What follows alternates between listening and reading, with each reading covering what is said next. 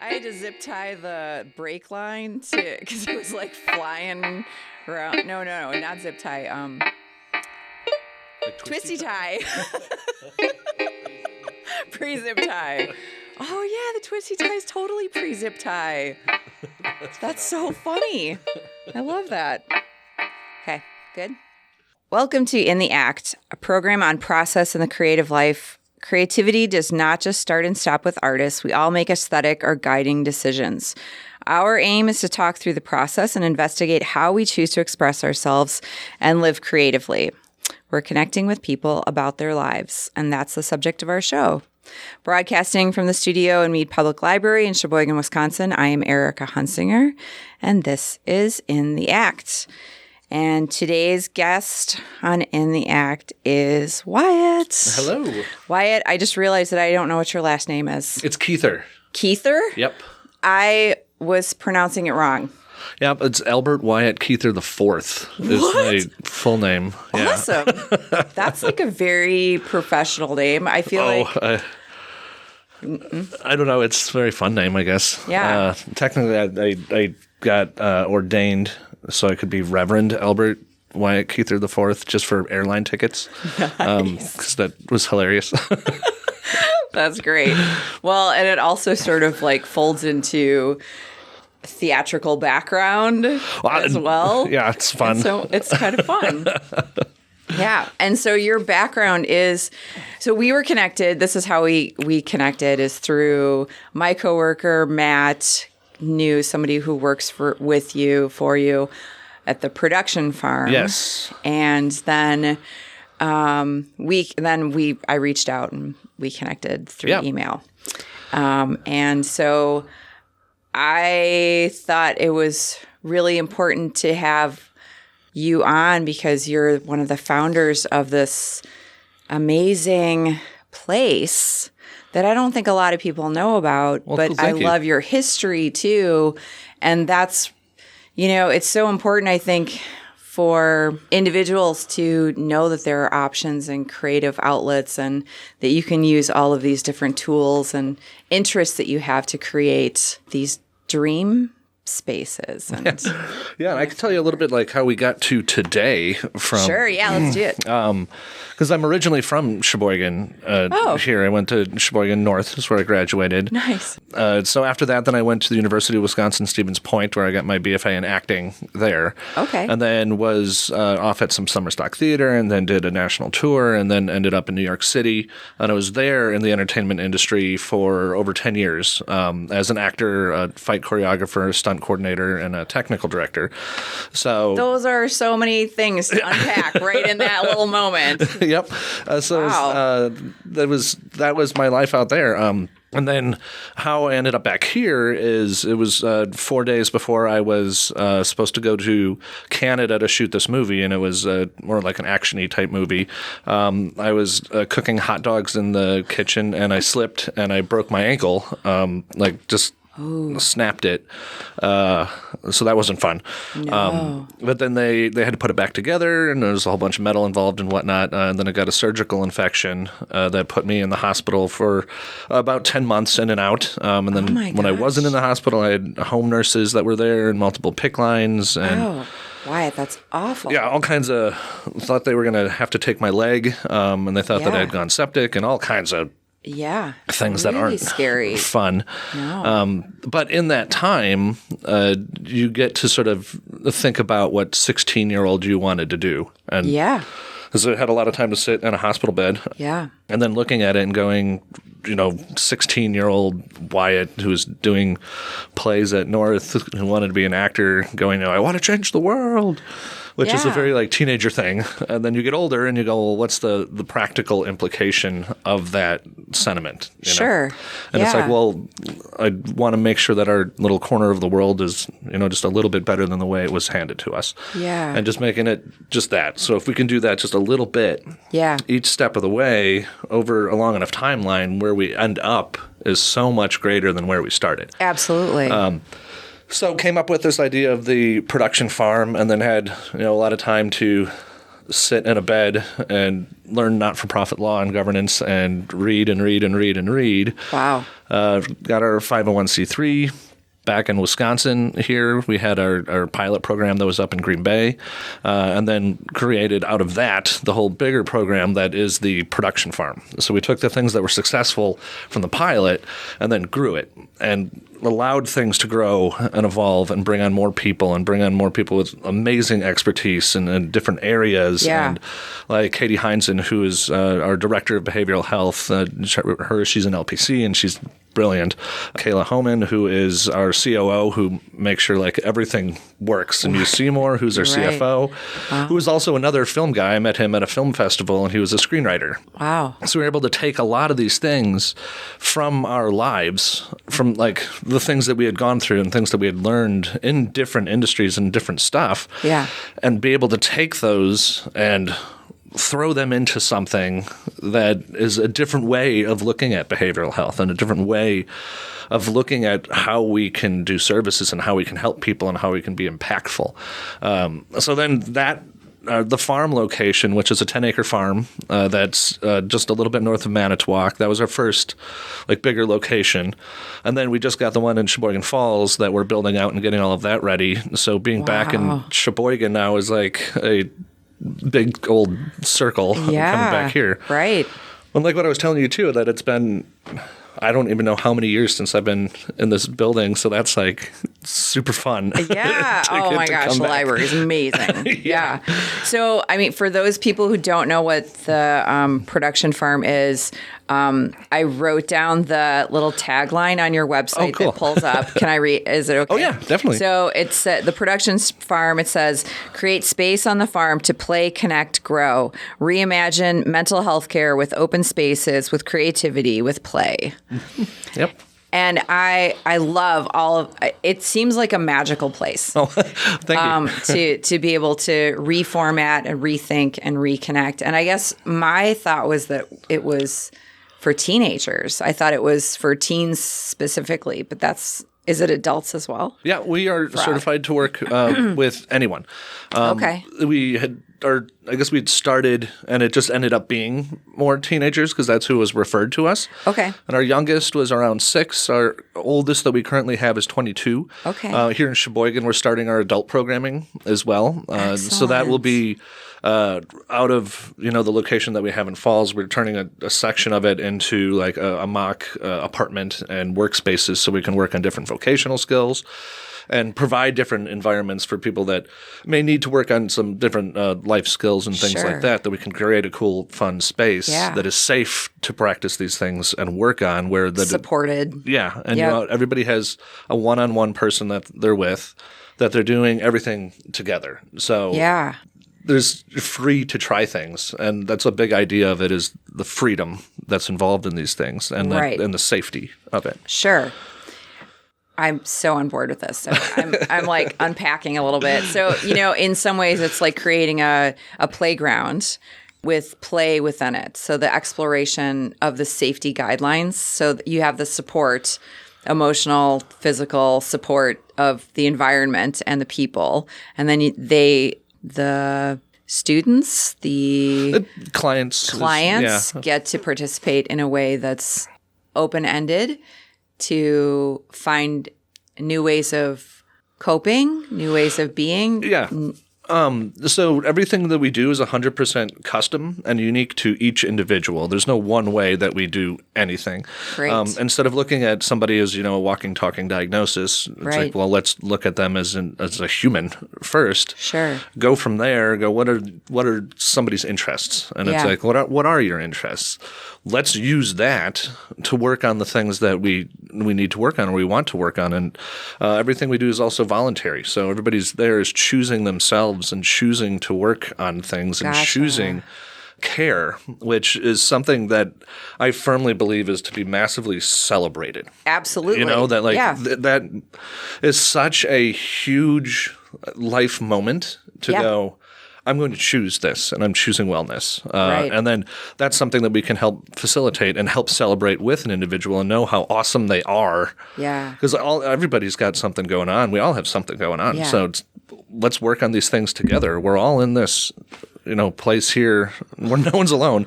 So let's make sure everybody knows that they're cared about and they're awesome and to be celebrated. That's beautiful. That's really lovely. Thanks. Yeah.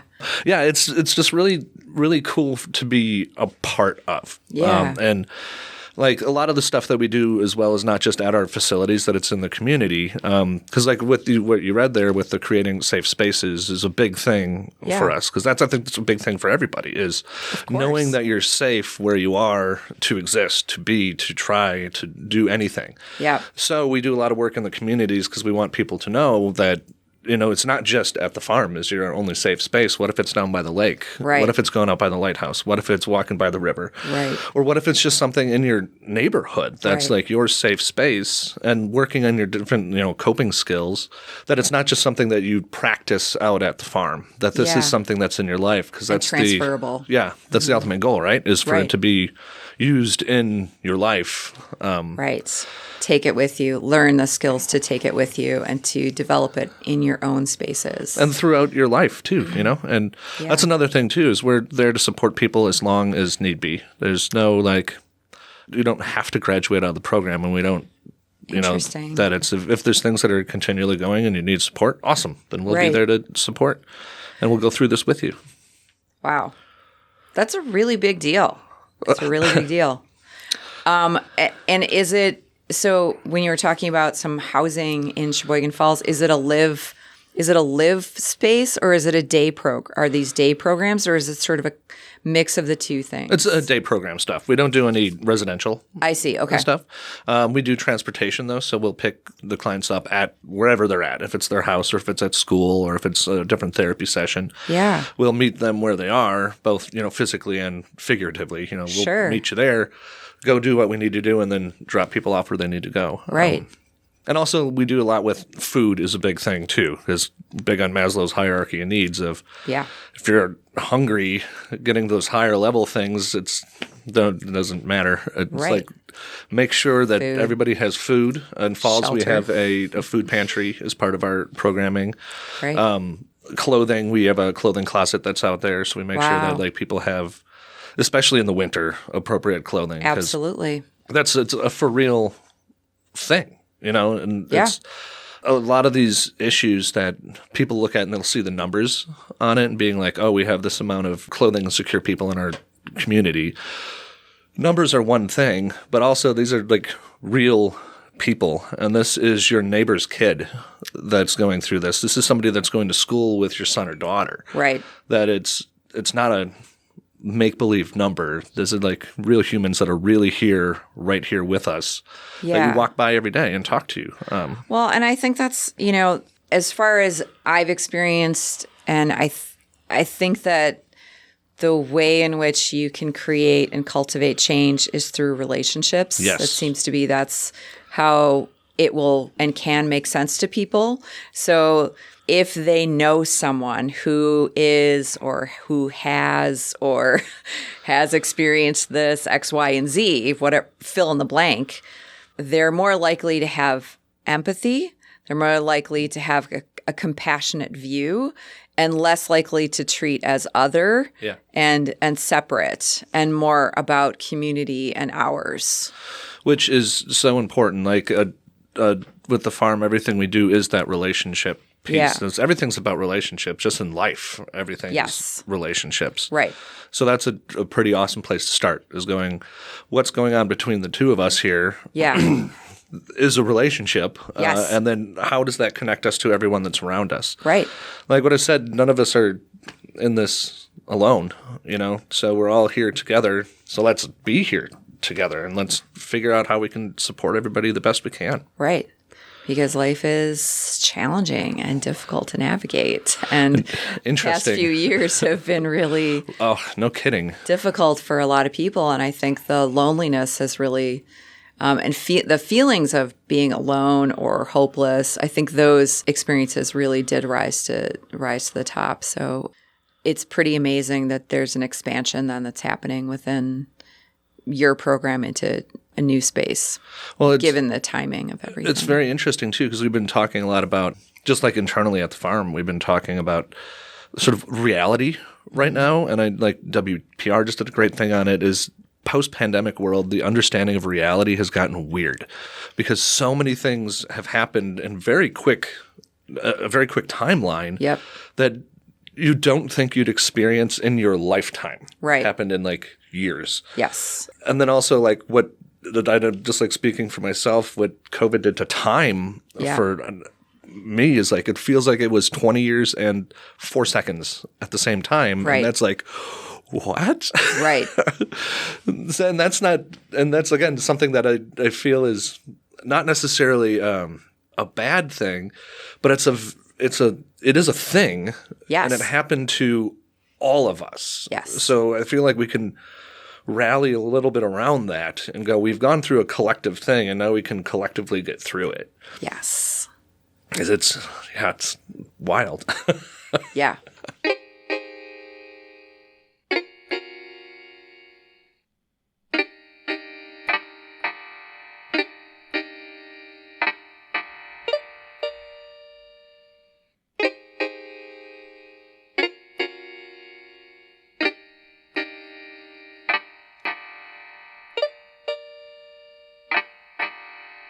So, welcome back to In the Act. I'm Erica Hunsinger, and we are here with Wyatt Kuether. I was going to do it again. I was wondering if we could backtrack a tiny bit into the kind of the guts of how it's sort of brainstormed together, because I think that those pulling, like what we were just kind of talking about on break, like pulling together those different ideas and experiences and tying it together, how did it morph into this program? That seemed to like, it must have taken a long time, but I don't know. I was wondering if you could talk a little bit about that. Sure. So a lot of the philosophy that is the farm is that idea of letting things grow, adapt, and evolve. Okay. And like I said, if you force anything, it breaks. So I very much feel that if you're trying to force an idea into happening, it's not going to work the way you want to, because it's going to work the way it wants to. Sure. It's just like life. Life is going to do what it's going to do, whether you want it to or not. Right. You can have all the plans in the world, but life's going to show up, and if you resist it and fight it, it can do a lot of damage to yourself and a lot of things around you. Yeah. But if you have a willingness to go with things, and like still, guide your ship, but like it's still, you're on it and you're a part of it, and all of the things that are around us, we are involved in. Right. So trying to force things just seems like a futile effort. Well, it's a very Zen way of operating, right? Of like experiencing what you're experiencing and being flexible to the flow of how you can use the energy for momentum as well. Yeah, and taking that to like a business level too, Yeah. of going, I was just talking with Muse yesterday on this, where like, if you wanted to break down what is like the production farm and what is our business plan, it's like always changing is what it is, because we work with people and people are always changing, and ideas are always changing, and with therapeutics, they're always changing. And if you stick rigidly to something, you're going to miss so much stuff and so much opportunity. And with us, the opportunity is helping people. And that's what we're here for. Right. That if we don't look and don't just breathe, and also take a step back a lot of the time too and go, that's interesting. Yeah. Let's try something else and see what happens. Right. But sort of to get into the nooks and crannies, I guess, of what you had asked, is when Muse and Kayla came on, we took sort of the idea of what the production farm was, that initial pilot thing, which was very small, and it was just an after school. How did you get to the initial pilot thing even? So that was, like, again, being in a hospital and going. Because that's like bad time for you. Like, this is a really horrible experience. And to like navigate all of that stuff to create this, like that's a really interesting bubble that erupted from this. That's probably something like in my mental health that I wasn't able to just go sit there and be. It's like, okay, I got this thing. I need to be doing something. Sure. And like I said, you'd have a lot of time to think about what it is, especially with that, where it's like literally very close to death a lot of time. Absolutely. And a lot of times throughout that. So it's very traumatic. But then you also look at what is it that I want to leave behind too, and what is the point of a lot of this stuff? Right. And again, leaving the place a little bit better than the way that it was handed to us is so important to me. And so important for so many people. And to have those, I think that some people, I'm trying to dissect a tiny bit because I think it's important for people to sit in these spaces a little bit, to recognize that when they're experiencing things that feel really overwhelming and like maybe on the verge of death or grief stricken, in whatever sort of ways that is really hard, that there are these doorways that are also open to look at things differently, and that these accidents can be transformative.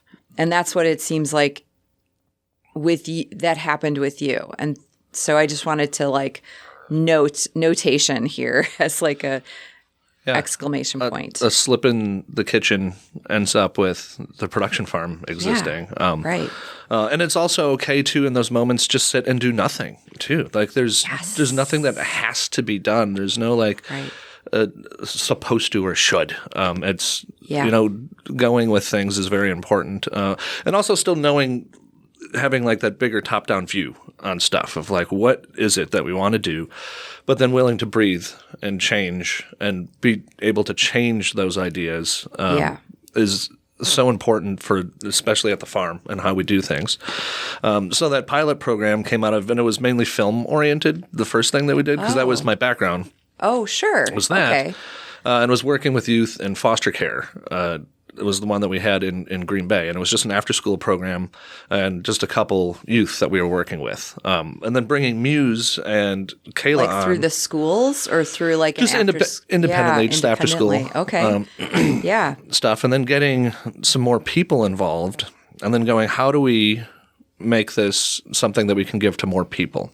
Yeah. Because there's so many people that have other interests besides filmmaking. Absolutely. But we have that. Right. And then went, okay, let's make this interest-based and make it going, what is it that somebody's interested in?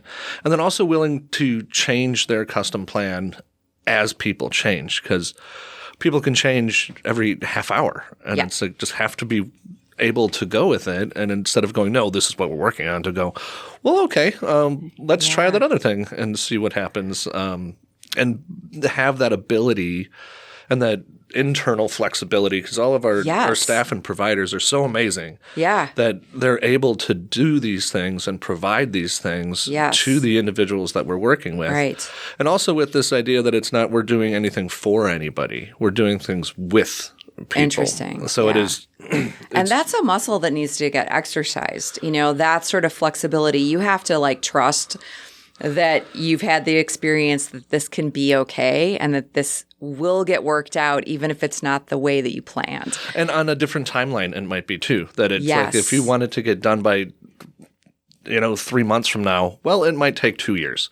Right. Who knows? Right. Or maybe it'll take less time. Yes. And it's good to have that idea and that target, but also knowing there's a really good chance that it might not end up being that target. And that's a real creative process.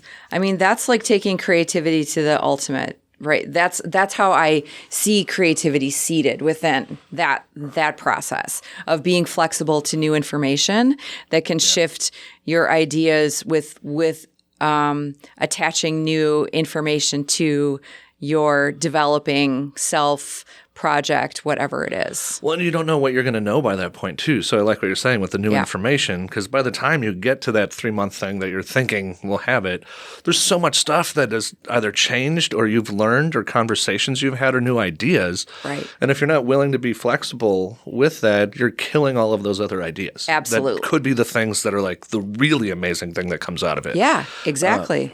Like in our team meetings and all this stuff, I'm a big fan of hearing all ideas, even if it's one that is like implausible or you might think, like the adage of like there's no such thing as a dumb question.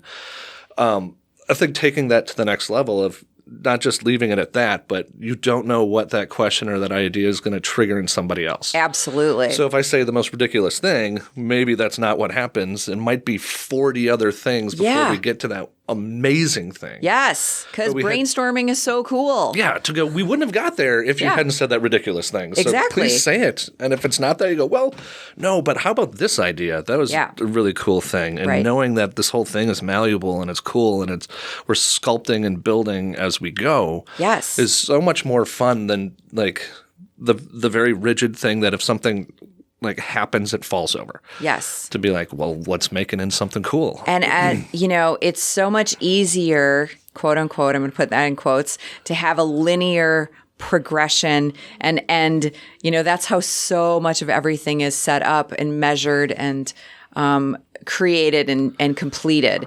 And to use this as a template, like the brainstorming, creative experience, collective experience can happen in any field, in any way, to generate. It doesn't mean that it all has to happen. But again, like knowing that these, like, you don't know what's going to trigger something in somebody else. Oops. Yeah. And what can evolve from those things. It's so beautiful. Well, and just that freedom that you can give to yourself in that too. And going again back to your initial question, this sort of process is how we evolved the production farm. Is every new person that came in, well, let's hear what thoughts you have. Okay, cool. Let's try that. Let's bring this in. Oh, it'd be cool to have this training in there. Let's open it up this way. What if we went to another county too and help with that? Let's talk to them and see what ideas come out of them. Just getting all these ideas and then allowing things to breathe and exist, and then also not knee-jerk react to things, which was very difficult in a pandemic where you just like watching that happen everywhere. Right. Where things were happening and seeing people just go, make a decision right now, as opposed to going, let's just take a moment, stay the course, and then calmly talk about it, as opposed to, oh no, we need to do this right now. Yeah. Because then you're, again, shutting out a lot of ideas that might have shown up. Right. As opposed to opening up to those ideas and breathing. Yeah. I think that's really hard. Sorry. Yeah. I mean, I think that my first reaction in like those kind of situations is the knee jerk, like, let's shut it down. And to hold space to allow for new information to come through, to then process and reflect, to then make a wise choice.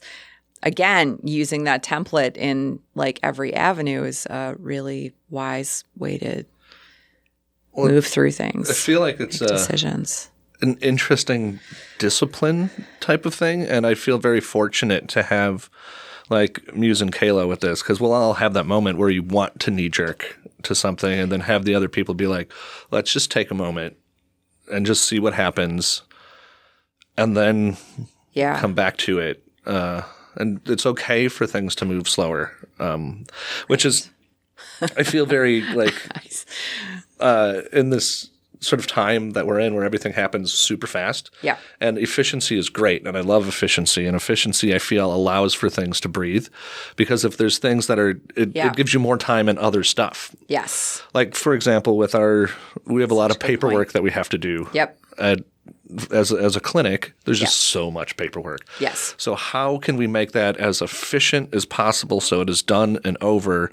And then that allows time, hopefully, for you to be doing things that you want to do, like your hobbies or spending time with your family or friends. Right. Because that's the important stuff. Yeah. We have to get this, this paperwork done. That has to happen. Yes. So we can get to the other things. Right. So that's kind of that interesting dichotomy of like, how do we speed something up so we can slow things down? Yeah. in it. But it's the streamlining. It's just tools, like getting the right tools in place. You're better with better tools. Yeah. I like that. But yeah, that's sort of the, again, with the evolution of the farm is finding those things that we can streamline and finding those things. Because we utilize a lot of tech, so we can have a lot of streamlined conversations and communication that happens. Because our whole team, everybody's talking all day long to everybody. So that you're getting information from other people and different interventions that they've utilized with a particular client that has been successful. So now we can build off of it as opposed to reinventing the wheel every time. Sure. If we have all of our brains on something, the likelihood of success is significantly higher than if you're alone just trying to like chip away at something. It's like, let's do this together. Right. I mean, collaboration can be so exciting and fantastic, I think. Oh, and it's difficult to navigate, but it's so much more fun than trying to do it yourself and bubble up and have the control only on you is a weird thing too, I think. But whatever. I don't operate that way, so it's a weird so many things are hard out there, and it's like there's a lot of things to carry. Yeah. And just sort of like if you look at the news cycle right now, there's just so many things that are so heavy.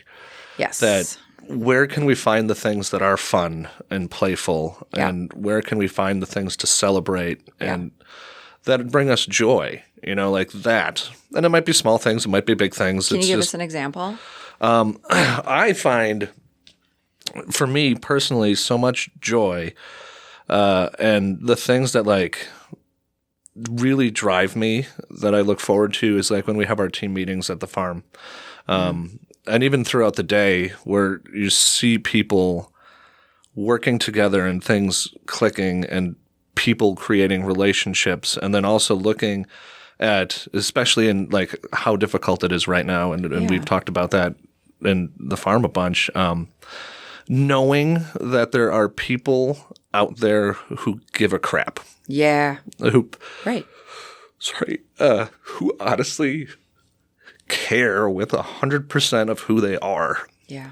About the people who are around them, about the world, about everything, and that they're working with a client that's a choice to be a part of their life, and it's a choice to have that relationship, and they're choosing that to help somebody else, and then also seeing somebody receive that help and that care is such a beautiful, wonderful thing that man, if we could have more of that going on, imagine what this place could be like. Yeah.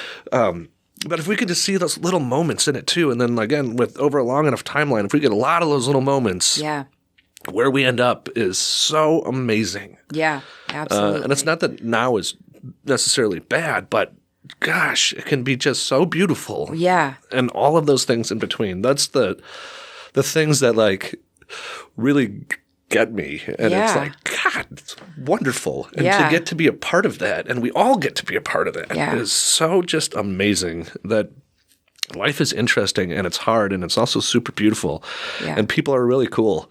Yeah, and there's there's things that aren't cool that happen. Yes. But I was just having a conversation, 2 days ago on this of on Earth is. It's kind of meta and whatnot here, but we've got this tiny little rock that is the only place in the entire universe that we know there's life. That's it. Yeah. As far as we know, there's probably other stuff out there, but we don't know it yet. Right. And people are the only things that we know are intelligent life. Yeah. That's really a miracle, and that's so cool. I don't understand why we're not better to each other because there's so few of us. But we can choose to do that, and so many people do choose that. Right. And that's awesome. Yeah. I don't know. I just went on a very all over the place tangent there, but it was beautiful. Those are the things that, like when you're really tired and you're working, and it's like, okay, this is why, and then those moments are why. This is why. Was it Mark Twain who said the difference between fiction and reality is that fiction has to be believable? So there's some things that, like, if you lied about it, like, nobody would believe that if that was a movie. It always is more interesting. I mostly read nonfiction because I always feel like it's way more interesting. I should just welcome us back because we're having a conversation. Oh, sure. So we're with Wyatt. I'm Erica. We're talking on In the Act and talking about Sheboygan proper. And I think Sheboygan is really interesting because it's developing its own style, sense of place. It's its own city. It's not a suburb of Milwaukee or Green Bay or other places. It is of itself. And I think it couldn't have happened without the larger like corporations around like Kohler and Bemis and other places that brought in international groups and, have a different sort of landscape. And so we're developing this really diverse and beautiful environment. And, you're talking about volunteering and being connected and these relationships. And I want to go back to our other segment too, because I don't want to lose that beautiful moment that we had with you about how passionate you are about these relationships and how different this place feels. This place like Sheboygan area, Sheboygan proper, but also expanding into your own cultures and communities that are far and wide as well. But I think that within that, what I wanted to get to is that there's a traveling that has to happen, like an emotional, psychological traveling that has to happen for you to feel connected to another person. And that path or adventure is or can be scary because it's unknown. And the unknown is always difficult and creates stress. Whether it's for the good or for bad, it still creates this disequilibrium that then you have to navigate. And to try and do that with others and to try and do it with other in mind to support and build and heal with is a very different landscape than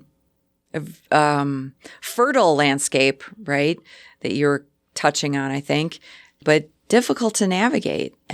But I love that you were talking about that. And while you were talking, I just saw flowers. I just saw like because I think probably because of the production farm, that it's called a production farm and that farming has the metaphor of farming then for self-care, mental health, moving through difficult spaces. I mean, farmers know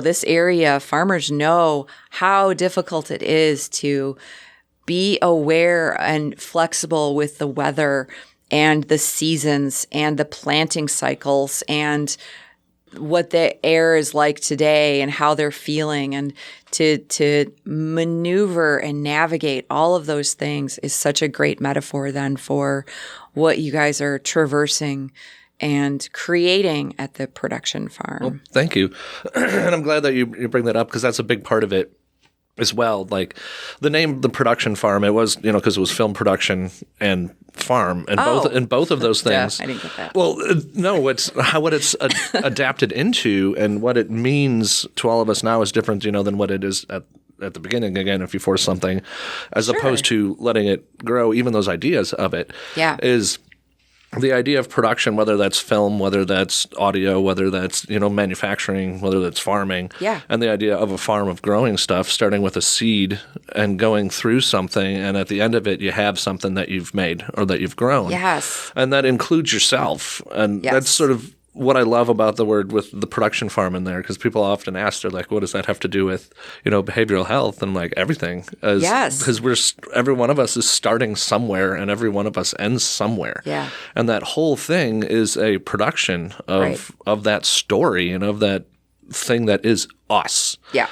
And then having that as sort of an analogy for just life and a lot of things, I feel like it kind of breaks things down to sort of its roots because you're starting and you're growing and you're heading somewhere. Yeah. Yeah. So I'm really glad that you brought all that up because it's very much a big part of it too. And also with the production farm, I never really wanted it to feel like clinical. There are things that are, and they're super awesome and they're brilliant that might work great for somebody. Yeah. It might not work well for somebody else. Yeah. Because I don't believe there's any one way to do any of this, and there's no silver bullet. So the more ideas that are out there and the more institutions that are doing different things is huge. Yep. Because all of those pieces together create an amazing puzzle that is our world. Absolutely. So I very much believe in collaboration in organizations and everything, getting everybody talking. Again, it increases our likelihood of success on stuff. Yeah. But having it so that it doesn't feel clinical might be very attractive to somebody. And that's a thing that we want to provide to individuals that don't necessarily do well in, four walls and a drop ceiling, that if they need to be out in the garden, let's do it out in the garden, and let's do it wherever it needs to be done. And how do they find you? So we contract with Sheboygan County and Manitowoc County right now. We have just become a outpatient mental health clinic, so we have all our certification for that. So now that's we can get referred to, by your doctors and all the people who do the referring, is able to do that, as well as we work in the schools. Too. And through that, we are working with the county. So we'd work with the individuals that we were doing therapy with, and then we would do it in a school setting or take somebody out of school, go for a walk around the school to do the therapy. Now we have it so that we can work more actively within the schools and have the referrals coming that way as well. Right. So that we can bring our services and meet people where they're at. Right. And then we're figuring out sliding scale stuff and how we can cover that with our development department, raising funds and stuff so that we can have – my ultimate goal is to have a pocket account that we can then utilize to pay our therapists when it is somebody who doesn't have insurance and somebody who can't do it or can't do the whole thing, or can we just cover the copay for them or however we can do that. The United Way has their awesome PATH program, which is brilliant. Because with that, then we can go into the schools. If somebody has insurance, then we'll bill their insurance. But if they can't pay the copay, then United Way pays the copay for them. Or if somebody doesn't have insurance, United Way will cover that for them, so that everybody can get covered. Yeah. And making sure that people have access to care. Yeah, I love that. And it's fun too, because again, I always try to make everything as fun as possible, and I never want it to feel like it's something like you have to go to therapy, but it's that you get to go to therapy, and then you get to be involved in these things. Right. And that is such a neat thing to be able to do. Yeah. As opposed to that feeling of I've done something wrong and I have to go there. It's like, well, you didn't do anything wrong. You're super awesome, and we get to do some super cool stuff because of that. Yeah. And is it mostly verbal therapy, or do you have art therapy? Do you have music therapy? Again, with interest-based stuff, we have at our facility in Manitowoc, we have a giant music room with 25 guitars in there and keyboards and drum kit and anything that you can think of. And if it's something that you think of that I haven't and you say, hey, I'd like to have this instrument, that's up my soft spot, and the providers all know that. So then I will go get that for people. So can I walk through a potential therapeutic connection? Sure. I don't know if that makes sense or not, but so I was a trained art therapist, but I try and think about I'm trying to go into the music therapy too. And if I'm going through an extremely difficult time and I'm really angry about some things, and my vehicle for inspiration and connection is drums, is that considered, can I go and play drums and have that be part of the therapeutic experience? Yes. Then? Okay. I'll tell you a story on that too, specifically about drums. Great. So we had an individual that we were working with who, hair in front of their face, just nose in the phone type of thing, very shut down, didn't want to be heard. Sure. Very self-conscious about a lot of things. And for that, we sat them behind the drum kit, and I said, your job is to be louder than me. And then I went over and I plugged in my guitar and I turned it way up and was just playing. And I'm like, hit it. And then, ding, ding, ding, ding, ding. I'm like, no, hit it. And then they start hitting it. Now they play in the school band, and they have a rock band that they've started, and they play in the jazz band at school. And that is a big part of every time that they're out at the farm is they go right to the drum kit and start playing. Wow. And now they've learned guitar and piano and bass and some other instruments that they're working on.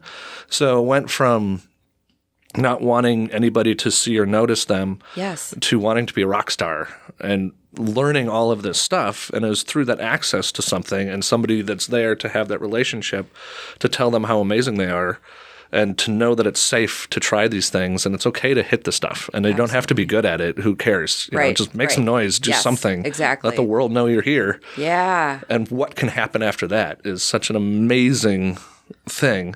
Wow. But yeah, with art therapy, we've got a massive art room with all the stuff that you can think of. And if people, again, think of something that I haven't thought of, then I will get that. We have a tactile room, so it's, a lot of smaller things and a lot of sensory stuff we have in there. We have a puzzle room. We have a video game room. A therapy room that's out there. And then the Sheboygan Falls one will have a lot of these same things as well as they're getting built out. And a tinker studio. We're working on our wood shop right now that will have 3 different sensory rooms on the second floor of it. And then the first floor is, wood shop stuff. So if somebody's interested in carpentry or building, that's something that we can use as well as part of their therapy is let's build these things together and let's work on these things. Those are like major transformational experiences. And it's neat to be a part of that and letting people know that it is safe and like everybody in the world should know that they're safe to do these things and try these things. And who cares if it ends up great or not? You tried it. That in itself is amazing. Yeah, absolutely. How long do most people like stay connected with you or like have sort of the more acute connections with you?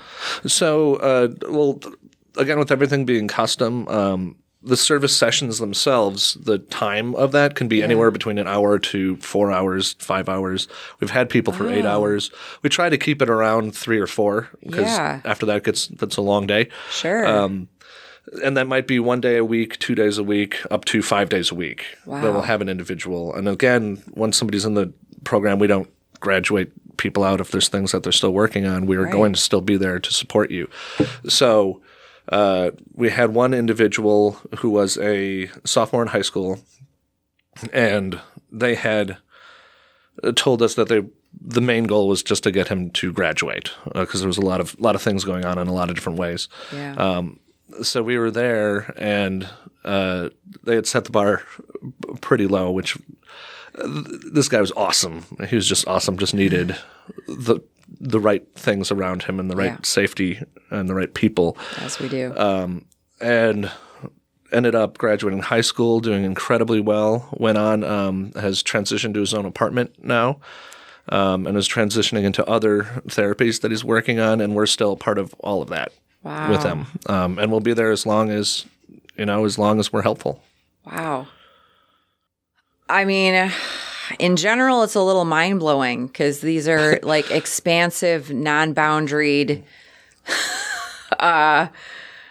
experiences. I don't know what to like therapeutic place, but they're life connections. It's like macro, micro that you're fluxing with. And part of it too is that we let people know that they're always welcome to come back. So if they've worked on something and if you've completed or have gotten to a place where you wanted to be, but then again later if there's help that's needed, we'll be there to help out with that. But like bringing up boundaries is a very interesting thing too because you need to find those boundaries within that. Absolutely. As a service care provider. Yeah. And knowing like when you're shutting your phone off and self-care stuff and making sure that you're not taking too much on yourself. Right. And having burnout. Because then if you can do that for 2 to 3 years, I mean, that's 30 years of your gifts that you're not able to do because you burned out in 3 years. Absolutely. Right. So finding those boundaries is interesting and difficult, but also knowing that you have the freedom to find those boundaries and the freedom to set those boundaries as well. Which is very rare within a working experience, I think, as well. That's a professional experience. People are like, "What?" That boundary always gets pushed, and self-care is such a difficult thing to navigate, particularly in the last few years that we've all been kind of inundated with. And on the previous break, John had mentioned that your accident, your slip in the kitchen was like the metaphorical world slip that we kind of had to navigate through. And then, so finding all of those tools, you're creating these parallels of recognition, like, what do I need? How do I spend the time to think about that, taking the time for that reflection and to integrate it so that you can be a part of these bigger experiences is a really it's a dynamic thing because it always changes, right? Yeah. Mm-hmm. Yeah. It's one of the things that we've run into, like what you talked about with different professional things, is that sort of understanding of taking time for yourself and saying, I'm going to set this boundary here. And also the freedom that to do this, I've learned that it's not something that's necessarily normal out there. And it's a learning curve when people come to the farm to be like, no, honestly, say your thoughts. And if you are having a bad day, say that. And if you need to take half the day off because you're tired or you're burnt out, say that. And there's nothing negative with that. In fact, that's to be celebrated that you said this about yourself, because we care, and we should all be caring about each other at that level. And It's not just the job function that you do. It's also who you are in your life, because your job is part of your life, but it is not your life. Right. And hopefully it's a fun part of your life. Yeah. And, it's fulfilling.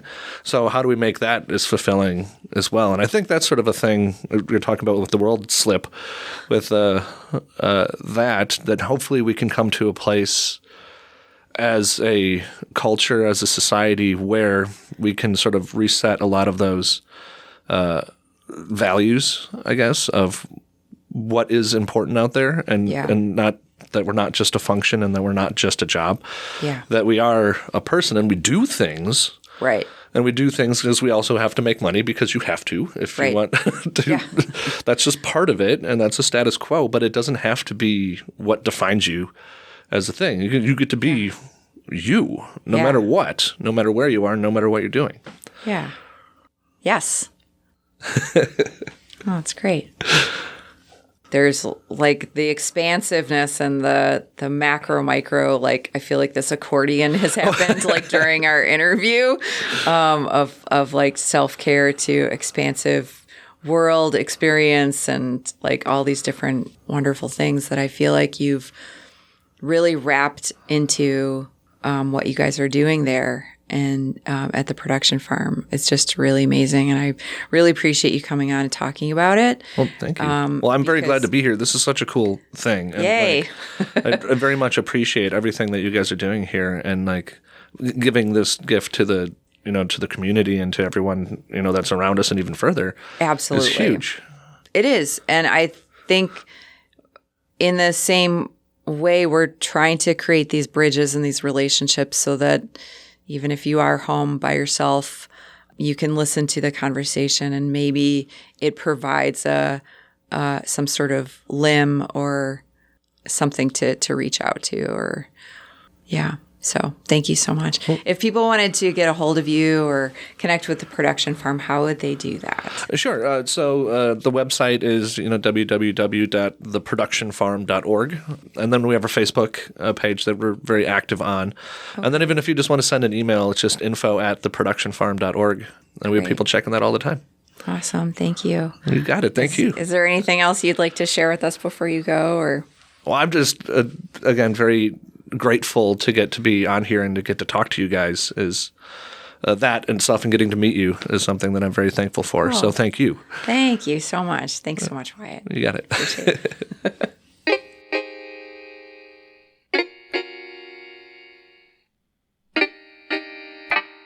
In the Act is produced in the studios at Mead Public Library in Sheboygan, Wisconsin. More information on the web at meadpl.org.